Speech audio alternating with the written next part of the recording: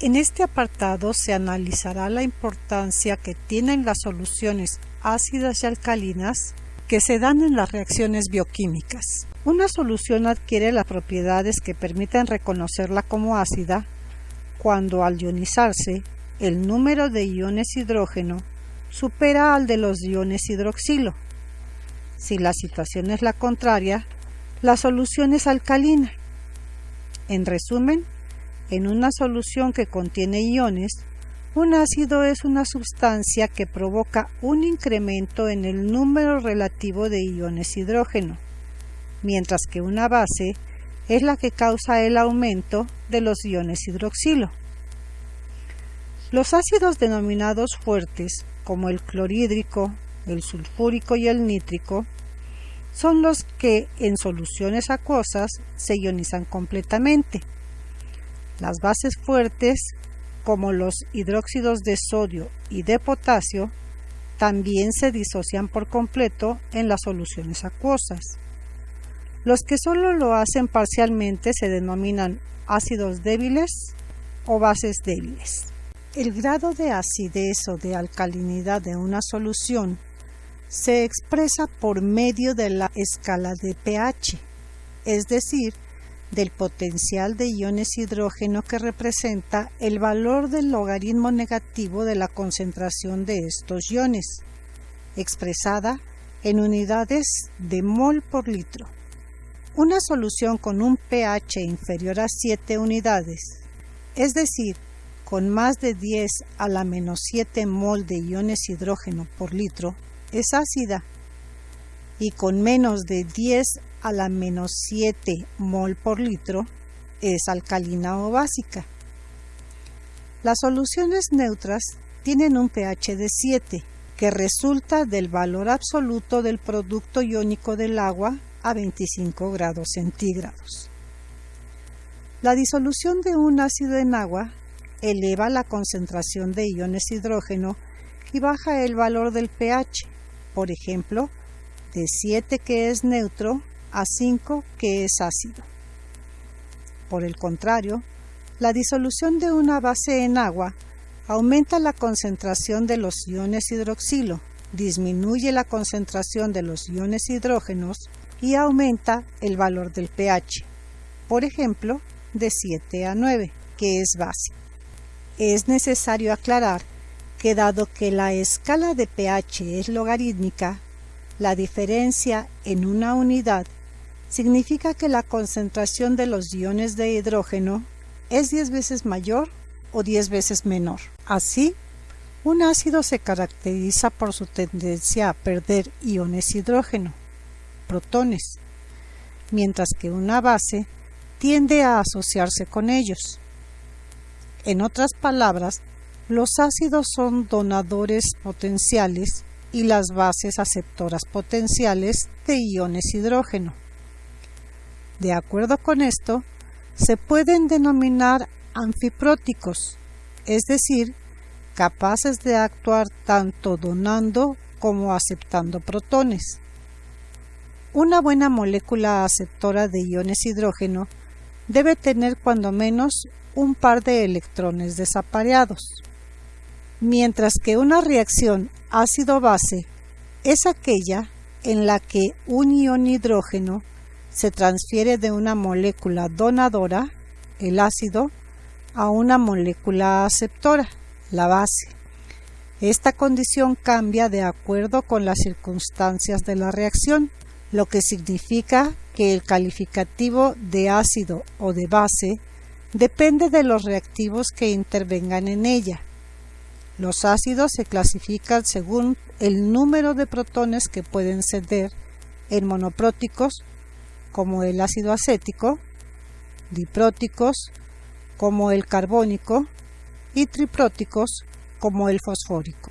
Un ejemplo es la conversión reversible entre el ácido acético y el acetato alcalino o básico. A diferencia de los ácidos y las bases fuertes, como el ácido clorhídrico y el hidróxido de sodio, que se disocian por completo en solución, como se muestra en las dos primeras reacciones de esta imagen, Las bases débiles no se ionizan por completo, lo que resulta en el fenómeno que se ilustra en las dos últimas reacciones, conocido como la formación de pares ácido-base conjugados, que son comunes en los sistemas biológicos y que juegan papeles importantes en el metabolismo y su regulación, debido a que el amoníaco y el amonio son un par conjugado.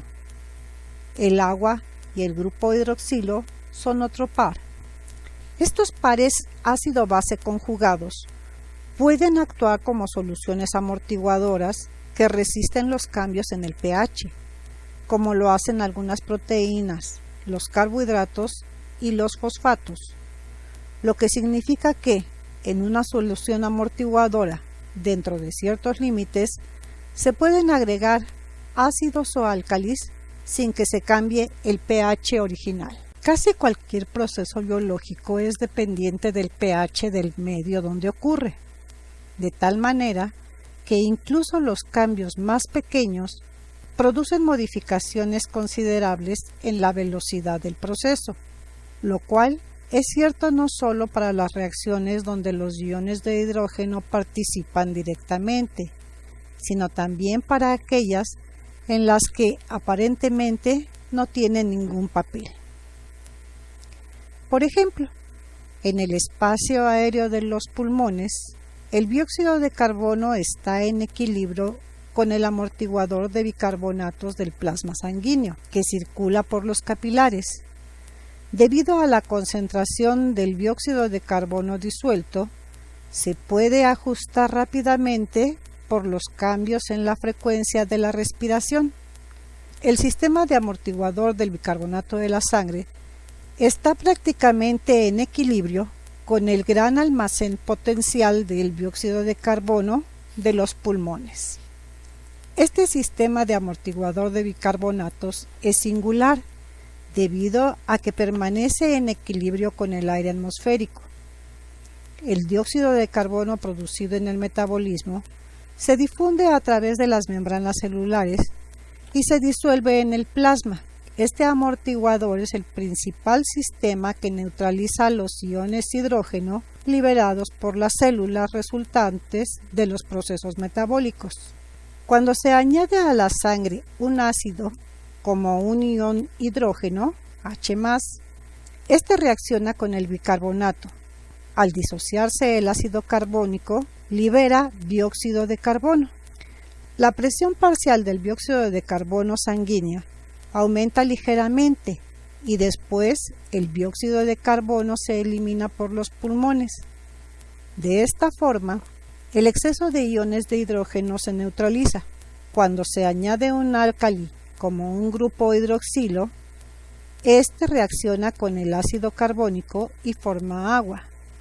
La concentración de bicarbonato en plasma aumenta ligeramente y así el exceso de grupos hidroxilo se neutraliza y la disminución de dióxido de carbono se compensa posteriormente con la reducción de la velocidad de la respiración. Las enzimas y muchas de las moléculas de los substratos sobre los que actúan contienen grupos ionizables. Por ejemplo, en los aminoácidos como la glicina, los grupos amino y carboxilo, así como los grupos fosfato de los nucleótidos, funcionan como ácidos débiles, cuyo estado iónico depende del pH del medio.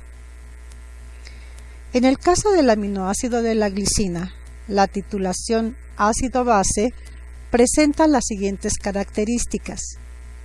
A un pH bajo, es decir ácido, la carga neta es igual a +1. En un pH intermedio, la carga neta es igual a 0 y a este estado se le denomina estado switterion. Cuando el pH es alcalino, la carga neta es igual a -1. El funcionamiento de varias enzimas depende de las condiciones específicas del pH del medio en el que se encuentran, como sucede con las hidrolasas ácidas que funcionan dentro de los lisosomas y cuya actividad óptima se realiza a un pH de 5. condición que se logra gracias a la presencia de las bombas de protones que tienen en su membrana. En los humanos, la pepsina del estómago tiene su máximo de actividad a un pH cercano al 2, la tripsina del páncreas a un pH de casi 7 y la fosfatasa alcalina alrededor de 9. Los ácidos fuertes también son importantes en la fisiología de algunos organismos, como los mamíferos que utilizan un ácido fuerte, el clorhídrico, en sus procesos de digestión. En la ilustración 1 se muestra el esquema de la arquitectura del epitelio del estómago, donde se localizan las células parietales que producen el ácido clorhídrico, otras que secretan el pepsinógeno, precursor de la pepsina que digiere polipéptidos, y las secretoras de las glucoproteínas formadoras del recubrimiento mucoso refractario que permite que el ácido funcione sin dañar al tejido. En la imagen 2 se puede observar la micrografía de barrido del recubrimiento de las criptas gástricas en condiciones normales. Sin embargo, en la tercera imagen se muestra una zona dañada, donde el recubrimiento de glucoproteínas se ve interrumpido y por lo tanto se han formado varias lesiones debidas al ácido, que al extenderse causará una úlcera gástrica. En el intestino, al igual que en el estómago, se encuentra un sistema de protección formado por el recubrimiento de mucoproteínas producido por las células caliciformes. Este recubrimiento lo hace refractario ante la acción del álcali, que en este caso se utiliza durante la absorción de los nutrientes ya digeridos. El estómago y el intestino utilizan, respectivamente, un ácido y un álcali fuertes. Esto es posible gracias a la protección que aportan las glucoproteínas secretadas por las células caliciformes especializadas en la síntesis y secreción de esos materiales. Es así que el manejo que las células y los sistemas tienen para regular la producción y la secreción de ácidos y bases o la capacidad de amortiguar el pH generan un funcionamiento óptimo en los individuos. Por el contrario, cuando se produce un desbalance en estos equilibrios, se presentan diversas patologías, como por ejemplo las úlceras estomacales o trastornos en el equilibrio ácido-base como la acidosis o la alcalosis metabólica.